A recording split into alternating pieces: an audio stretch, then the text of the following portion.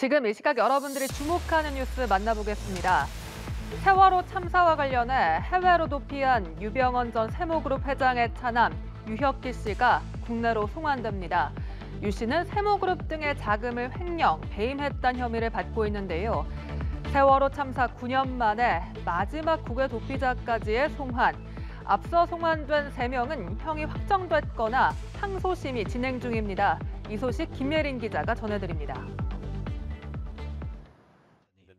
세월호 참사 후 해외 도피 생활을 했던 유병언 전 세모그룹 회장의 차남 유혁기 씨가 9년 만에 국내로 송환됩니다. 유 씨는 세월호 선사 청해진 해운의 실소유주로 지목된 유병언 전 세모그룹 회장을 이어 계열사 경영을 주도한 실질적 후계자로 알려졌습니다. 검찰은 유 씨가 회사 돈 약 559억 원을 빼돌렸다고 보고 2014년부터 3차례 출석을 요구했습니다. 미국 영주권자인 유 씨는 귀국을 거부했고 결국 범죄인 인도 청구 대상이 됐습니다. 2020년 7월 도피 6년 만에 미국 뉴욕에서 체포돼 범죄인 인도 재판에 회부됐고 미국 법원이 인도를 최종 승인했습니다. 법무부는 범죄인 인도 절차에 따라 미국 당국으로부터 유 씨의 신병을 인계받아 4일 오전 7시 50분 인천국제공항으로 송환할 예정입니다.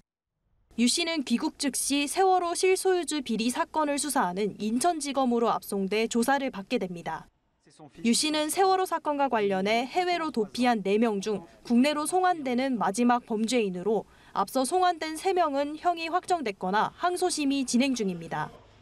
연합뉴스TV 김예린입니다. 오송 궁평 지하차도 침수 사고를 수사 중인 검찰이 오늘 전문가들과 현장을 찾았습니다. 유족들은 실무진에게 책임을 떠넘기면 안 된다고 요구했고 검찰은 책임 소재를 명백하게 규명하겠다고 거듭 강조했습니다. 김유아 기자입니다. 폭우로 유실됐던 미호청교 임시 제방에 모래로 된 둑이 쌓였습니다. 흘러넘친 강물에 사고가 발생한 궁평 지하차도는 여전히 폐쇄된 상태입니다. 검찰 수사본부는 책임 소재를 철저히 규명하겠다며 현장을 직접 찾아 확인에 나섰습니다. 현장 조사와 분석이 무엇보다도 중요하다고 생각합니다. 당시 사고 상황을 시간 순서에 맞게 동선에 따라서 현장 확인을 하고자 합니다. 현장 조사엔 하천, 수자원, 제방 분야 전문가도 동행해 지하차도 내 배수 펌프 미작동 등 문제점에 대해 살펴보고 수사팀의 의견을 전달했습니다. 검찰은 현재 충북경찰청과 충북도청, 제방 부실 시공 의혹을 받는 업체 등에서 압수한 증거들을 분석하고 있습니다. 다만 수사 대상이 광범위해 책임을 가리기까지 적지 않은 시간이 걸릴 전망입니다. 유가족들은 수사가 실무진에게 책임을 전가하는 방향으로 흘러가면 안 된다고 목소리를 냈습니다. 그러면서 중대재해처벌법 위반 혐의로 충북지사와 청주시장 등 기관장들에 대한 고발장을 검찰에 제출했습니다. 이번 참사는 명백한 중대시민재해입니다. 책임은 지지 않고 권한만 누리겠다는 이들의 유가족의 직접 책임을 묻고자 합니다. 검찰은 업무상 과실치사 혐의 등을 수사한 후 지자체장을 처벌할 수 있는 중대시민재해 관련 혐의에 대한 법리 검토를 이어갈 계획입니다. 연합뉴스TV 김유아입니다. 육회부터 밀키트까지 사람 없이 각종 식품을 파는 무인 매장이 많이 생겼죠. 가격이 저렴해 많은 분들이 이용하실 텐데요. 편리하긴 하지만 위생관리가 낙제점인 곳이 적지 않습니다. 식중독균이 나오거나 재료가 상한 경우도 나온 건데요. 가게 주인도 직원도 없는 무인 매장 관리가 제대로 되는 건지 홍서연 기자가 보도합니다. 손님이 직접 물건을 고르고 계산하는 무인 매장. 과자와 아이스크림, 밀키트, 과일 등 취급하는 식품도 다양합니다. 대부분 24시간 열려 있어 언제든 이용할 수 있습니다. 언제든지 가서 이용할 수 있으니까 그게 제일 편하고요. 사장님이 안 계시니까 그런 눈치 보지 않고 그냥 제가 먹고 싶은 거 그런 거 고를 수 있고. 그런데 가게 주인도 직원도 없어 관리가 제대로 되는 건지 불안하기도 합니다. 누군가가 왔을 때 마음에 들지 않아서 손을 댔다가 제대로 관리 안 된 채로 냉장이 그냥 된 건 아닌가 싶기도 하고. 한국소비자원이 무인 매장 29곳에서 파는 식품 35개 종류를 조사했더니 11개 제품에서 문제가 발견됐습니다.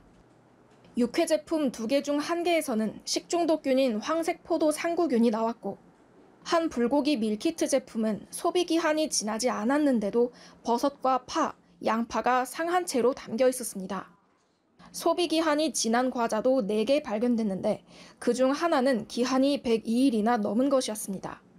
무인 매장은 직원이 상주하지 않는 만큼 위생을 더 철저히 관리해야 합니다. 특히 식품을 취급하는 무인 식품 판매점은 소비자에게 올바른 제품 정보를 제공해야 하고 주기적인 매장 점검 등 위생 관리를 통해 식품 안전 사고를 사전에 방지하기 위해 노력해야 합니다. 소비자원은 무인 매장 점주와 식품 제조업체의 시정을 권고하는 한편 소비자들에겐 포장 상태와 소비 기한을 꼼꼼히 확인하고 구입할 것을 당부했습니다. 연합뉴스TV 홍서연입니다. 태풍 카눈이 이상 경로를 보이면서 동아시아 날씨를 뒤흔들고 있습니다. 일본 오키나와는 지나간 태풍이 다시 돌아오는가 하면 한국은 폭염이 더 심해질 것이란 전망입니다. 현재까지는 태풍이 일본에 상륙하는 예측이 우세하지만 태풍 경로가 워낙 유동적이어서 우리나라 영향 가능성도 아직 남았습니다. 김재훈 기상전문 기자입니다. 거센 폭풍 후에 부러진 나무들이 곳곳을 나뒹굽니다. 태풍 카눈이 일본 오키나와를 강타했습니다. 오키나와는 태풍이 지나갔지만 아직 긴장의 끈을 놓을 수 없습니다. 동중국해로 나간 태풍이 유턴한 뒤 다시 접근할 것으로 예보됐기 때문입니다. 지나간 태풍이 되돌아오는 이상 경로입니다. 카눈이 이례적 경로를 보이는 것은 태풍을 견인하는 바람, 지향류가 뚜렷하지 않기 때문입니다. 현재 태풍은 3개의 고기압에 막혀 길을 제대로 찾지 못하고 있습니다. 이 때문에 주말 태풍이 제자리에서 맴도는데 한반도로는 지속적으로 열기를 불어넣어 폭염이 더 심해지는 겁니다. 태풍이 현재 위치하고 있는 쪽에 북쪽, 동쪽, 남쪽에 고기압이 둘러싸고 있기 때문에 이런 고기압들에 의해서 형성되는 지향류에 따라서 정체 전향하게 된다. 정체한 태풍 카눈은 다음 주 서풍을 타고 방향을 크게 틀어 일본 규슈 쪽으로 이동할 전망입니다. 하지만 규슈 남쪽에서 또다시 지향류가 약해져 수치 모델 예측들이 크게 엇갈립니다. 현재까지는 태풍이 일본에 상륙하는 예측이 우세하지만 동해상으로 올라와 한반도에 영향을 줄 가능성도 있습니다. 기상청은 태풍 진로가 여전히 매우 유동적이라며 발표되는 정보를 잘 참고해달라고 당부했습니다. 연합뉴스TV 김재훈입니다. 기후변화에 따른 지구촌 기상이변이 더 잦아진 모습입니다. 이런 가운데 제6호 태풍 카눈의 영향권에 든 일본 남부 지역에서 정전으로 주민 4명 중 1명꼴로 전기 공급이 끊기는 등 인적, 물적 피해가 속출하고 있는 반면 지구 반대편 미 서부 지역에서는 40도 넘는 폭염에 대규모 산불까지 겹치는 최악의 상황이 이어지고 있습니다. 이준삼 기자입니다. 집채만한 파도 더미가 끊임없이 해안가로 밀려듭니다. 초속 수십 미터의 강풍에 휩쓸린 차들이 장난감처럼 나뒹굴고 아름드리 나무도 뿌리채 뽑혀나갔습니다. 대형 태풍 카눈의 영향권에 든 일본 남부 오키나와현에서는 이미 2명이 숨지고 부상자도 60명에 육박하고 있습니다. 오키나와현 전체 가구의 26%에 달하는 16만 4천여 가구의 전기 공급이 끊겼고 가고시마현에서도 7천여 가구에서 정전이 이어지고 있습니다. 항공편은 모두 결항됐습니다. 중심부근 최대 풍속이 초속 45m에 달하는 카눈은 미야코지마 북서쪽 해상에서 북서 방향으로 서서히 이동하고 있습니다. 지구 반대편 미국 서부 지역은 기록적인 폭염 속에 발생한 대규모 산불로 신음하고 있습니다.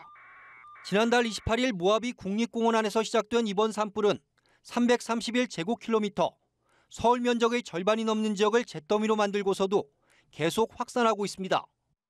국립공원 관리당국은 격렬한 열기와 거센 바람이 만나 형성되는 불 토네이도까지 관측됐다고 전했습니다. 미국에선 지난 6월부터 남부 텍사스주와 뉴멕시코주에서 애리조나주를 가로질러 서부 캘리포니아주에 걸친 광범한 지역에 폭염이 이어지고 있습니다. 애리조나 피닉스 지역에서는 낮 최고 기온이 43.3도를 넘는 이상 고온이 31일간 이어지며 기존 폭염 기록을 갈아치웠습니다. 연합뉴스 이준삼입니다.